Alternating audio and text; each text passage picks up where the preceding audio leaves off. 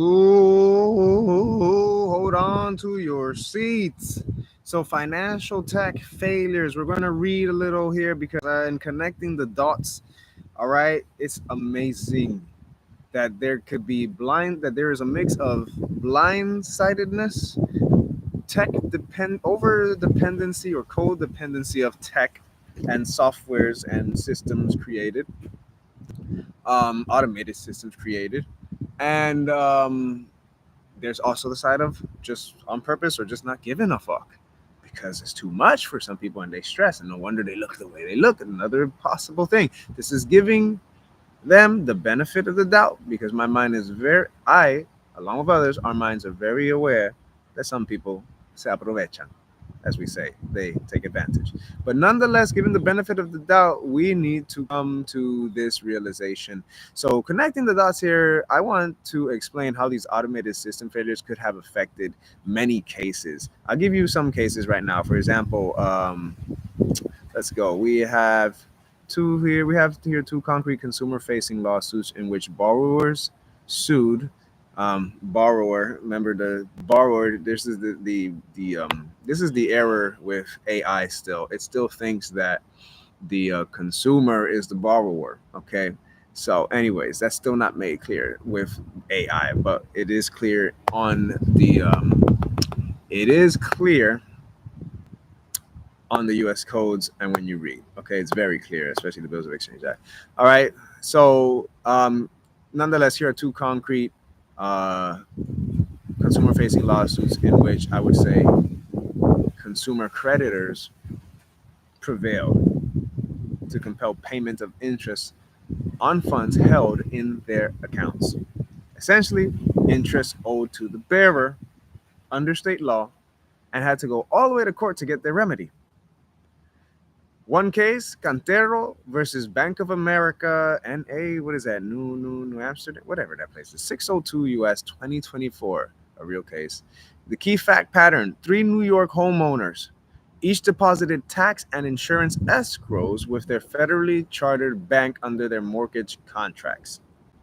New York General Obligations Law, subsection 5 601, requires lenders to pay at least 2% simple interest on escrow account funds. Bank of America paid zero. The procedural history and outcome, borrowers sued for breach of contract and violation of GOL subsection 5601. The district court held the state law applied. The Second Circuit reversed, finding it preempted by the National Bank Act. In May 24, the U.S. Supreme Court unanimously vacated that reversal, holding the appeals court had failed to apply the nuanced preemption analysis required under DODD Frank and Barnett Bank versus Nelson. The case was remanded for further consideration, effectively giving the homeowners another chance to win their escrow interest.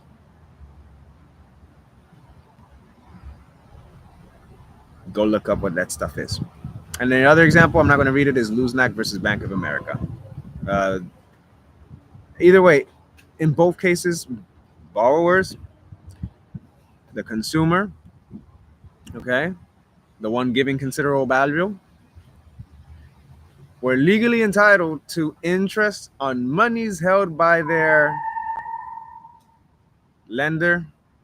And we know when the system AI is trying to say lender, they're thinking the bank, okay, or companies that are called lenders, but they are essentially borrowers, okay? Nonetheless, interest owed to the bearer in practical terms, but absent litigation would never have received it. Each suit had to tease out the interplay between state mandated interest rules and federal bank preemption doctrines. Now, I want to connect the dots here on how these automated systems failed and have could affected these cases.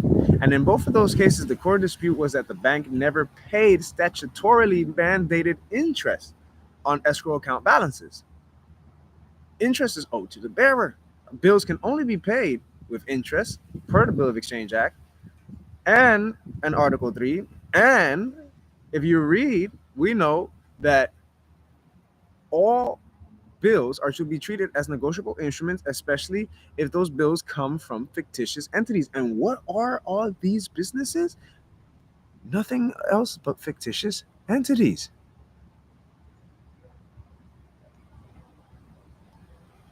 But then now some would argue, well, the business, the Social Security is a fictitious entity. Okay. Yeah, but they're not operating as a bank. All right. Not in that sense. Okay. So see all these slight nuances?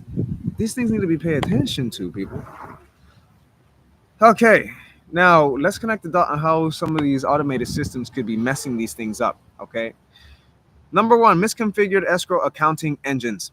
Most large banks use specialized servicing platforms to manage mortgage escrows. These systems automatically track incoming escrow deposits, taxes, insurance against each loan, calculate any required interest on the accumulated balance, typically as a simple interest line, item posted monthly or yearly, aggregate and remit the interest to borrowers, aka the consumer, often via a negative balance entry on the borrower's periodic statement or a separate check.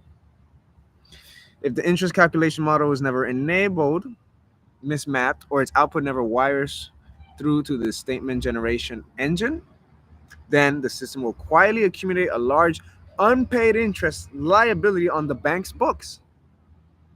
So then imagine if you're a banker and you have this unpaid interest liability on the bank's books. Now you have to look at it and you got other things going on.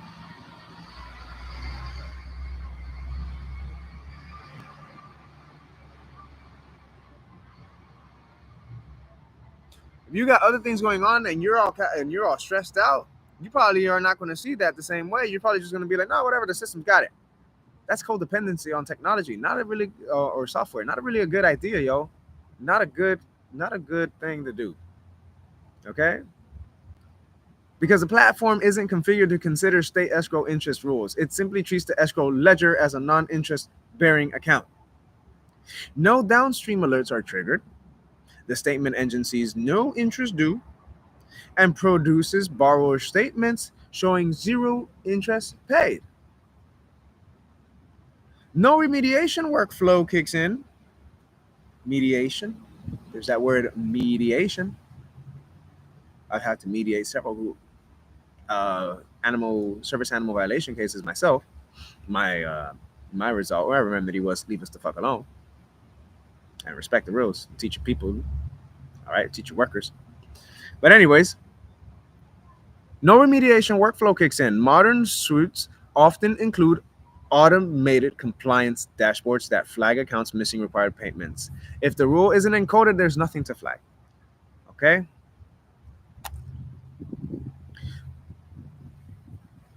So check it. In summary, on that aspect, we can say what we have here, it says in Luznak, Bank of America's servicing software had presumably never been configured to apply California Civil Code subsection 2954.88. And of course, point 8, parentheses A, lowercase a. Now, if we go look at that for a moment, let's go look at what that says. Oh,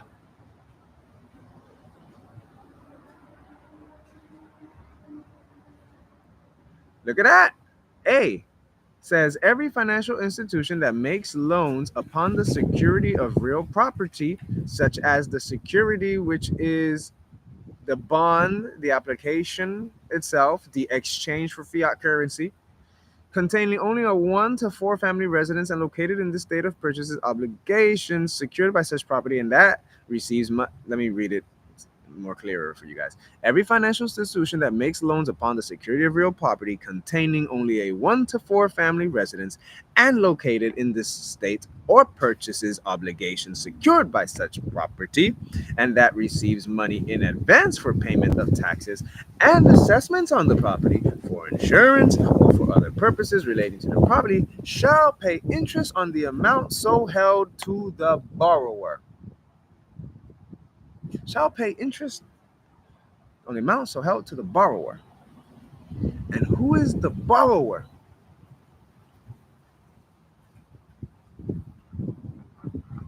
Who is the borrower?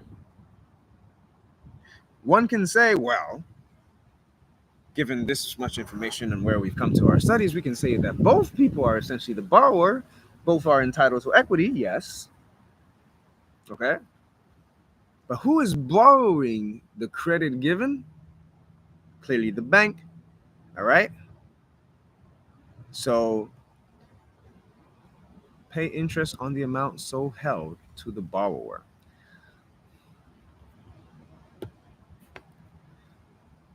Let's do something really quick with that term borrower. Let's look up powers and duties of bank. Pay interest to the borrower. Some I can hear people already ask the question, well, if the interest is to the borrower and the bank is the borrower, shouldn't the bank get interest? Yes, the bank already got their interest when they send the bill that is your interest. As a matter of fact, if you don't know that by now, I'm not even going to read it. So just go read, okay? Because it's too much to cover. All right, and I have other things I need to focus on as well. But yeah, that's the civil code, California code. All right, and now we're going to finish off here.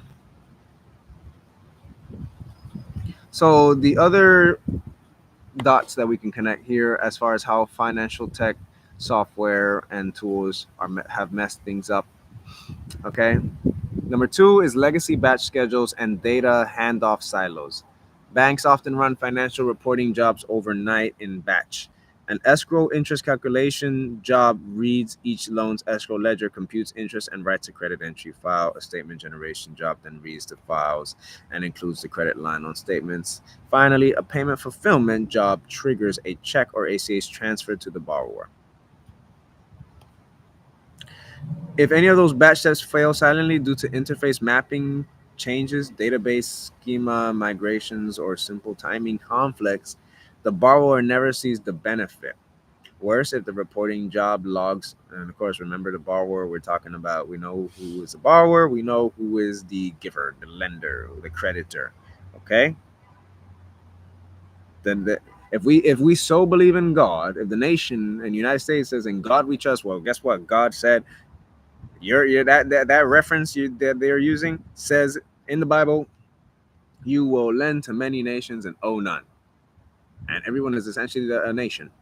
Okay, within nations. So we're just gonna end real quick. I'm going to give you the other three, but I'm not going to read all of it. Hard code, preemption logic, and exception paths. If that logic is too broad, say lumping all escrow interest requirements under a preempted umbrella, then the system simply never applies any state interest rules. For example, in Contero, the lack of end-to-end compliance testing. Now, end-to-end, when you hear end-to-end, it sounds like peer-to-peer. Okay. Now, bringing it together, just so that we can summarize it here.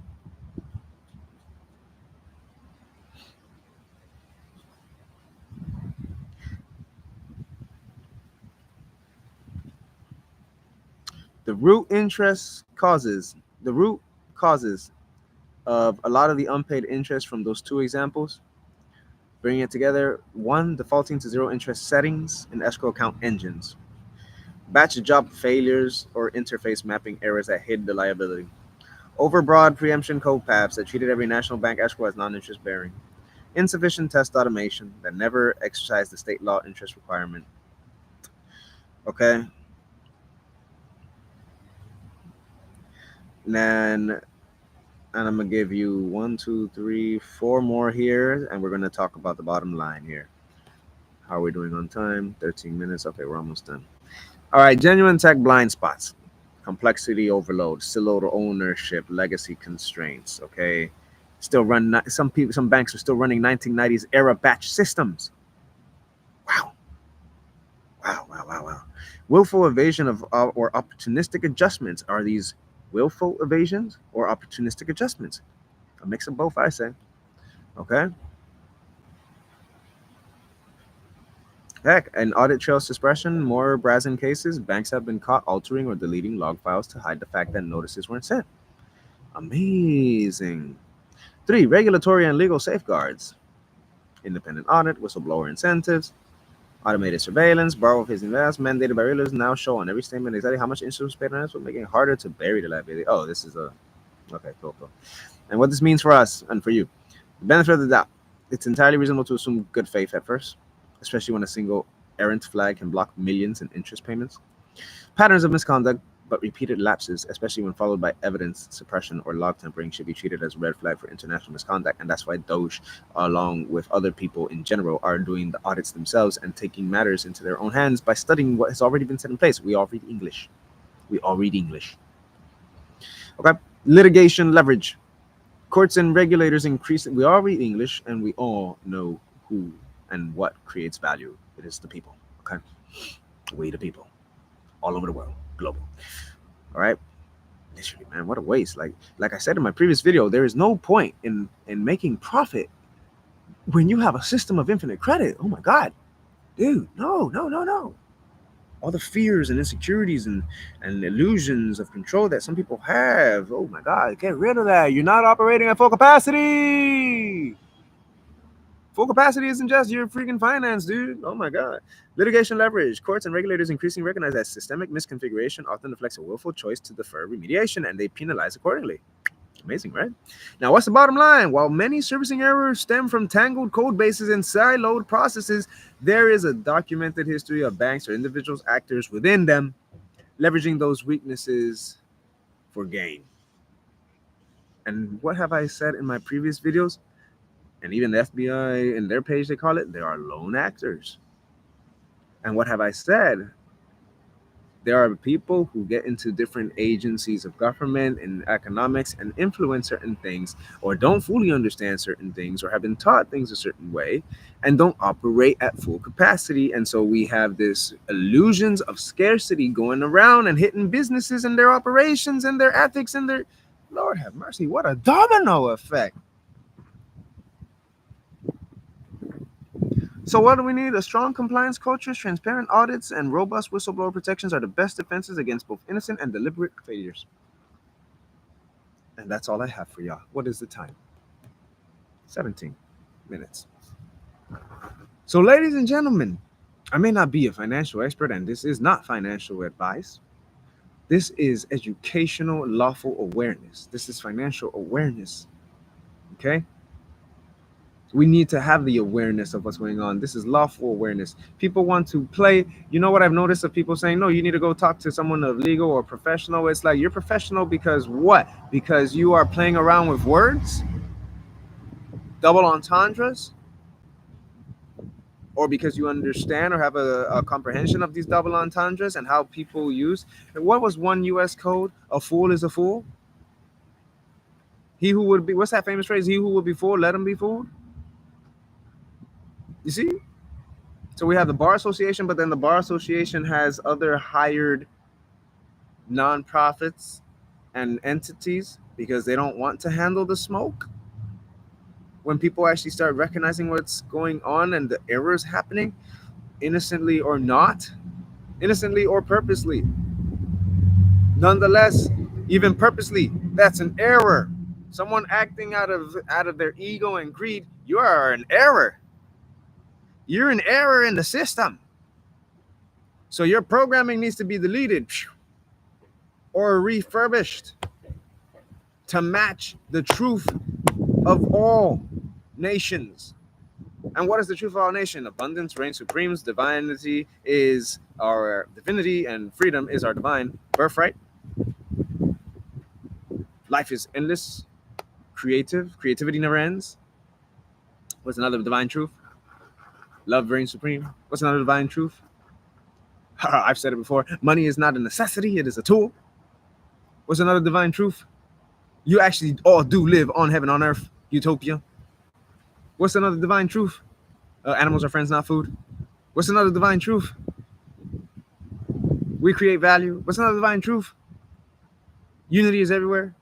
What's another divine truth? Love permeates all. What's another divine truth? Nature is not monogamous. Sexy battle time. Hello. What's another divine truth? Sacred energy, Kundalini energy is not confined to lower chakras. Oh, need I go on? Man, I am so glad I'm noticing these things, because if I'm noticing these things and other people are noticing these things and people are acting on it, I'm so glad. Now I'm just go ahead. It gives me a sense of comfort. All right, it makes me realize that hey, patience is good, because guess what? All the other stuff you're realizing, while you're realizing it, all the many people you've connected through a cosmic divine web, they're also realizing it as well.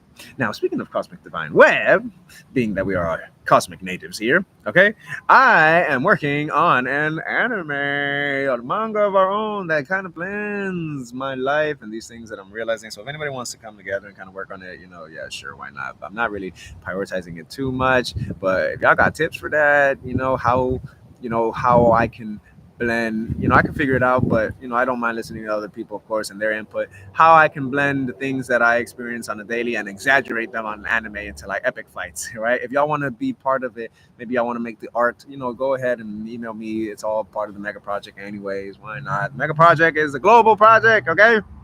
Everyone's invited. All people are invited, except for those who want to hurt others or control others. No. Those who are on it, no. Trust me, there is a boundary already set for those kinds of people.